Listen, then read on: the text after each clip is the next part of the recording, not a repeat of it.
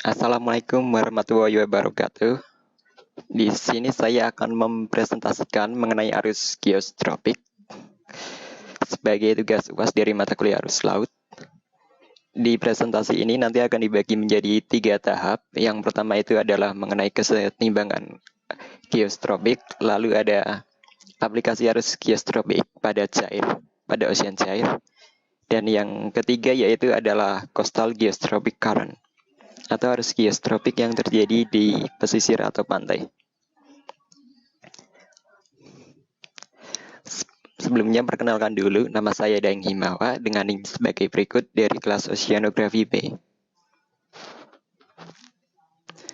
Ini yang pertama adalah deskripsi arus geostropik mengenai keseimbangan geostropik dan hidrostatik. Keseimbangan geostropik itu merupakan gaya horizontal yang dihasilkan oleh pressure gradient force atau gaya tekanan gradient dengan Coriolis force. Biasanya pada ocean circulation, keseimbangan geostropik ini hanya dapat terjadi pada waktu yang lama, lebih dari beberapa hari dan pada skala wilayah yang sangat luas. Atau kalau dalam bahasa persamaan atau rumus, keseimbangan geostropik ini merupakan percepatan Coriolis horizontal yang nilainya sama dengan gaya gradien tekanan horizontal.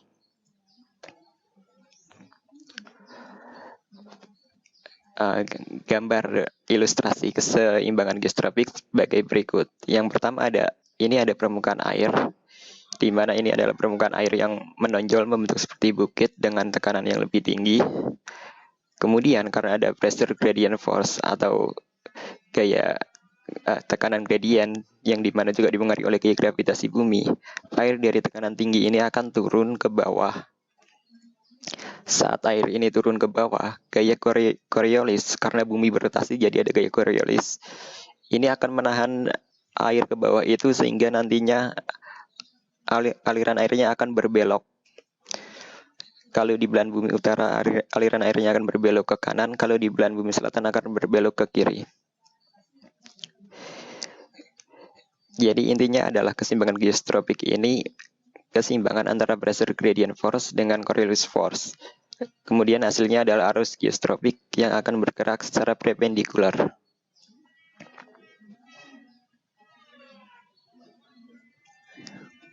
Lalu ada juga keseimbangan hidrostatik. Kalau tadi keseimbangan geostropik itu secara horizontal, kalau keseimbangan hidrostatik itu merupakan keseimbangan secara vertikal. Intinya itu dari keseimbangan hidrostatik ini adalah gaya gradien tekanan itu mengarah ke atas dari tekanan tinggi ke tekanan rendah, yang ini. Kemudian karena adanya gaya gravitasi, terjadi keseimbangan antara gaya gradien yang ke atas ini dengan gaya gravitasi, sehingga nantinya arus geostropik ini akan berada di titik ini. Ini turun oleh gaya pressure gradient, kemudian gaya Coriolis menahan di sini, lalu secara vertikal juga ditahan oleh gravitasi dan hidrostatik. Untuk persamaan matematis keseimbangan geostropik dan hidrostatik ini sebagai berikut.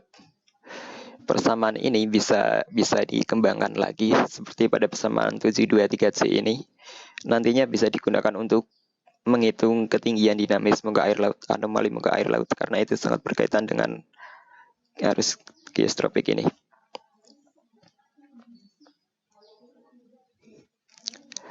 Biasanya kalau arus geostropik ini diaplikasikan dalam hal-hal yang berkaitan dengan laporan cuaca, seperti peta cuaca yang menunjukkan daerah tekanan tinggi dan rendah, biasanya di tempat-tempat angin yang bertiup.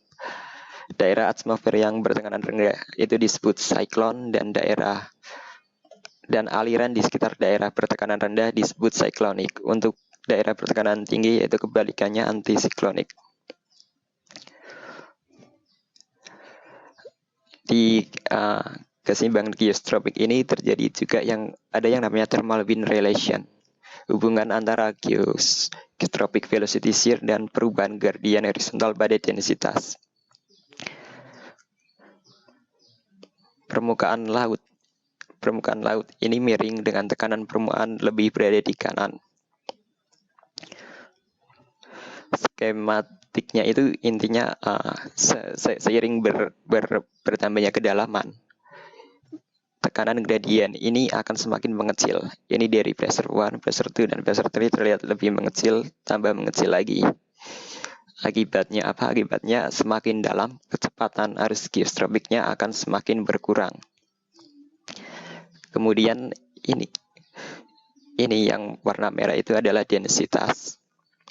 Juga semakin dalam juga densitasnya juga akan semakin besar dan massa airnya juga semakin berat, sehingga arusnya juga semakin lambat.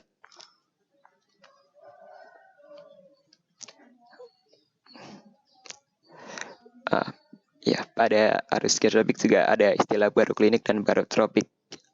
Aliran geostropik dengan vertical shear yang ada sloping isopikenalnya, yang ada pressure gradient miringnya itu disebut baroklinik. Lalu yang tanpa vertical shear disebut barotropik. Aliran barotropik ini digerakkan oleh variasi horizontal pada ketinggian permukaan laut, dan kebanyakan juga setiap arus geostropik mempunyai baik komponen barotropik dan juga baroklinik.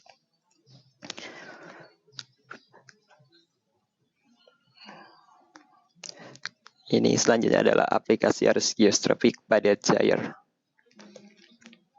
Yang pertama, karena arus geostropik tadi waktu dibahas di keseimbangan geostropik ada dibahas tentang efek Coriolis.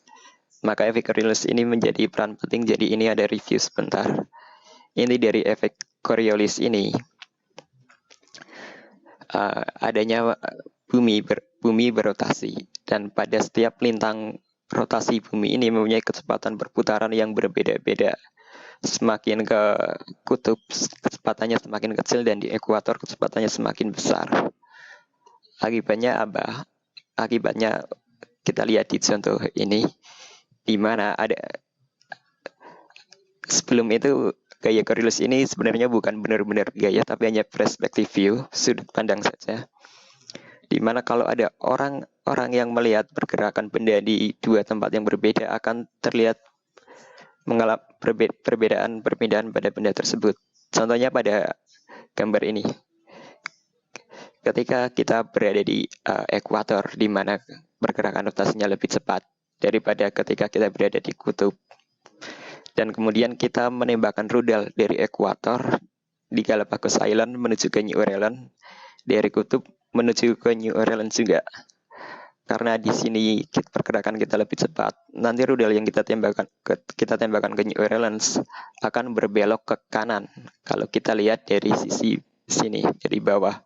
Kemudian karena di daerah kutub pergerakan kita lebih lambat, maka rudal yang kita tembakan juga akan berbelok ke kiri, mengkurva. Karena ini lebih lambat, maka ini lebih tertinggal. Seharusnya di sini, karena ada efek Coriolis, jadi berada di sini. Dan gaya Coriolis ini sebenarnya tidak berefek pada kecepatan dari hal-hal yang melayang, tapi ini lebih berefek kepada pandangan kita. Makanya beberapa orang menyebut gaya Coriolis ini sebagai friction.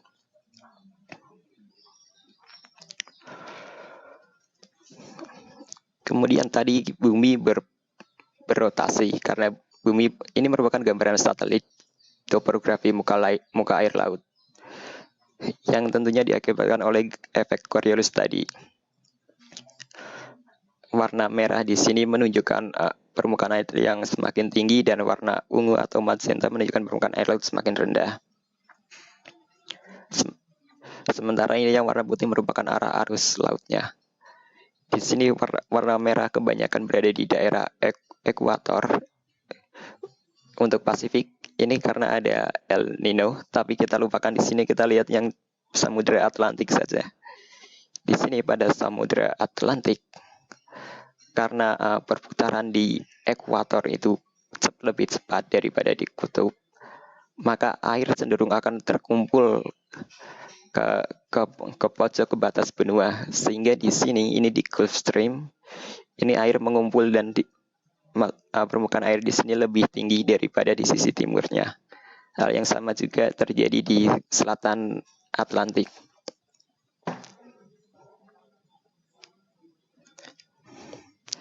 Tadi gaya Coriolis, kemudian ada ketinggian permukaan air laut yang cenderung dinamis, dan hal tersebut itu nantinya akan membuat ocean gyre.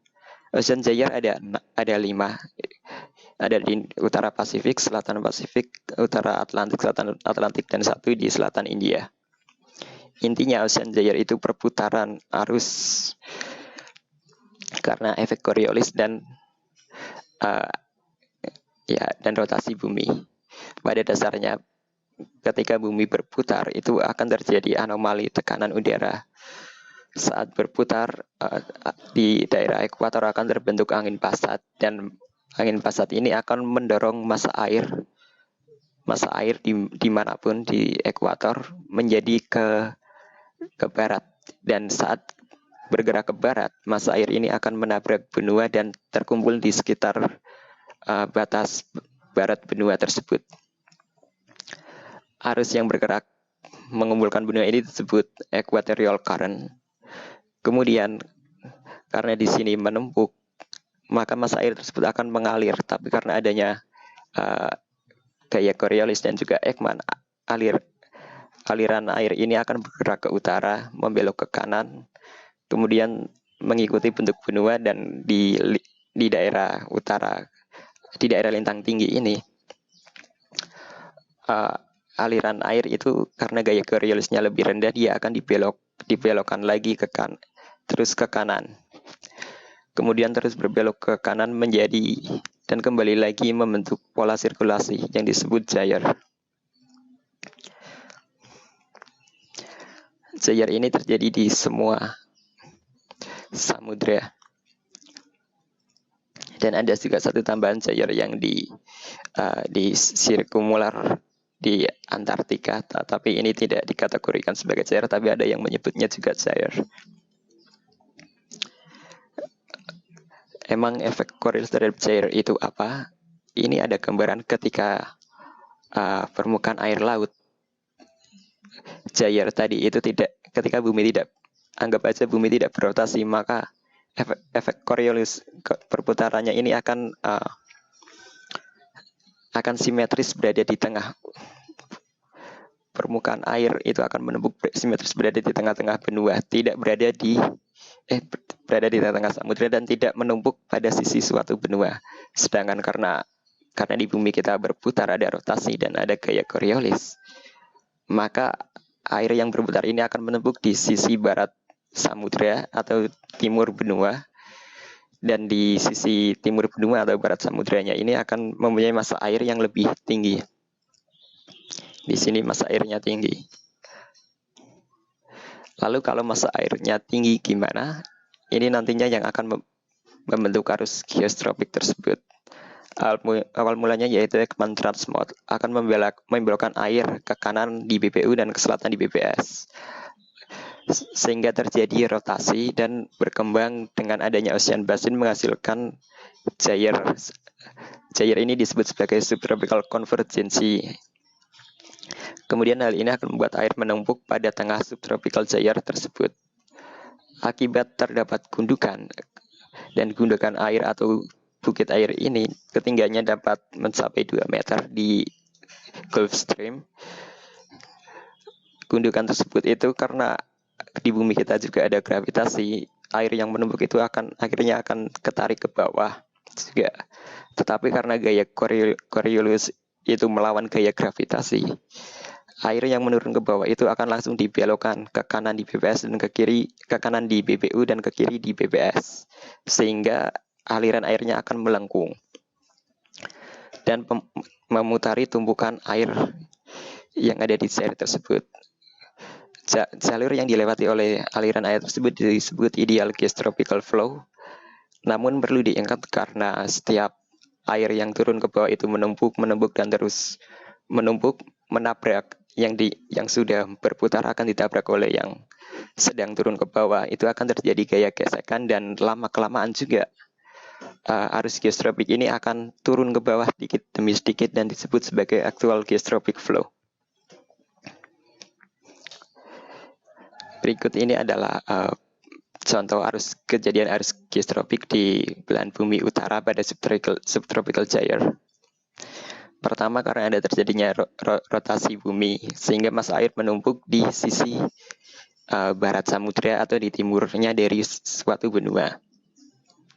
Karena menumpuk air di sini, gaya gravitasi merespon air tersebut yang mempunyai ketinggian lebih dari permukaan air yang lain. Gaya gravitasi ini akan menarik ke bawah. Tapi karena di bumi kita ada gaya Coriolis, gaya gravitasi ini akan diseimbangkan oleh gaya Coriolis ini, sehingga air yang sedang turun ke bawah akan terhenti dan malah bergerak secara tegak lurus memutari bukit air atau gundukan air ini. Titik-titik ini, garis ini disebut sebagai geostrophic flow, ideal geostrophic flow. Namun karena ada gesekan antar partikel air, maka nanti ideal geostrophic flow ini akan turun sedikit demi sedikit dan disebut sebagai actual geostrophic flow, yang nantinya juga akan bergabung dengan ketinggian rata-rata air yang lain. Ini apabila dilihat dari atas, terlihat massa air menumpuk di sisi barat samudra. Gaya Coriolis akan meningkat seiring bertambahnya nilai lintang. Dan kemudian seiring bertambahnya nilai lintang, karena nilai lintang di sini semakin besar, maka arus ini akan semakin bisa dibelokkan ke kanan terus ke kanan, dan akhirnya meluncur menuju ke selatan dan akhirnya berputar lagi. Hasilnya apa? Hasilnya pada sisi ini, karena di sini airnya sangat padat, ini cenderung mempunyai kecepatan arus yang lebih tinggi daripada di sisi timur suatu samudra, karena di sini lebih renggang dan di sini lebih rapat. Pada sisi ini juga cenderung lebih mempunyai arus yang lebih dalam, arusnya dapat mencapai beberapa meter, sedangkan di sisi timurnya itu arusnya lebih dangkal dan lebih landai. Contohnya adalah yang ada di utara Atlantik, ini yang ada di hubungan dengan Gulf Stream dan juga Canary Current di sekitar Laut Karibia. Di sini air menumpuk di sisi barat samudra. Karena air di sini menumpuk terlalu banyak, air ini diturunkan oleh gravitasi, kemudian dibelokkan oleh Coriolis, dan arus di sekitar sini cenderung bersifat cepat, dangkal, cepat, sempit, dalam, dan hangat, dan juga sangat kuat sekali di sini. Berbeda dengan di sisi timur, arus geostropik yang melaju di sisi timur ini, arusnya cenderung landai dan dingin dan juga lemah. Seperti contohnya adalah Canary Current. Bahkan ini di Gulf Stream di utara Amerika, saking kuatnya sampai dibuat barrier island panjang banget. Selanjutnya adalah aplikasi arus geostropik pada daerah pesisir atau pantai yang disebut coastal geostrophic current. Coastal geostrophic current ini bisa dibangkitkan oleh dua hal. Yang pertama itu adalah wind atau angin, dan yang kedua adalah runoff dari sungai.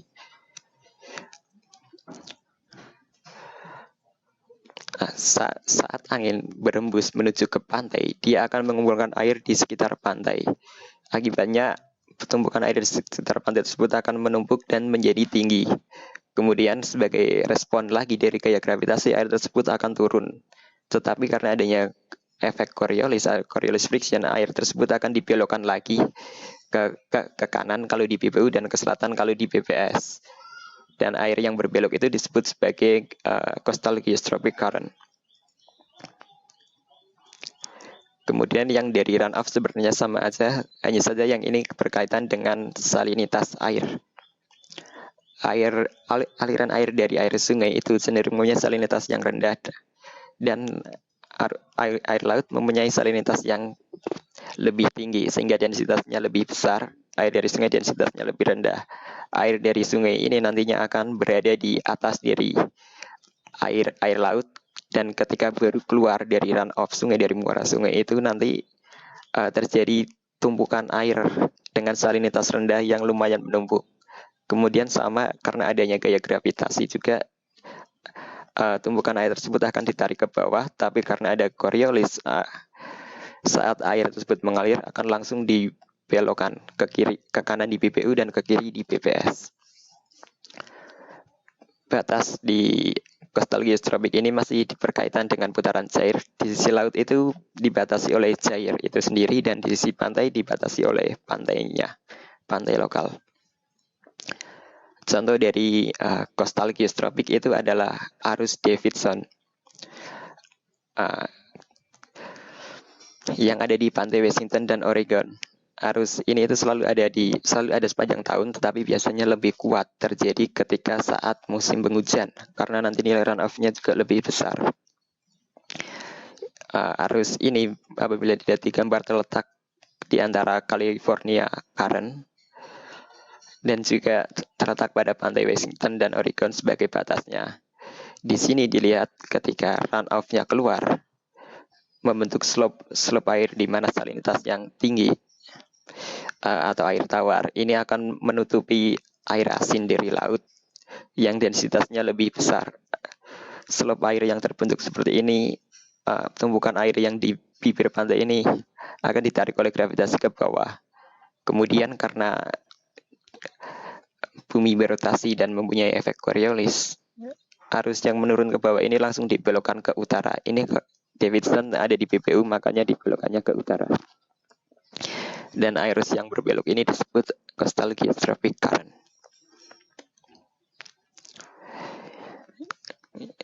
Ini terakhir sebelum penutup ada quote dari Jacques Cousteau, seorang oceanographer. The sea once it gets a spell, hold one is net of wonder forever.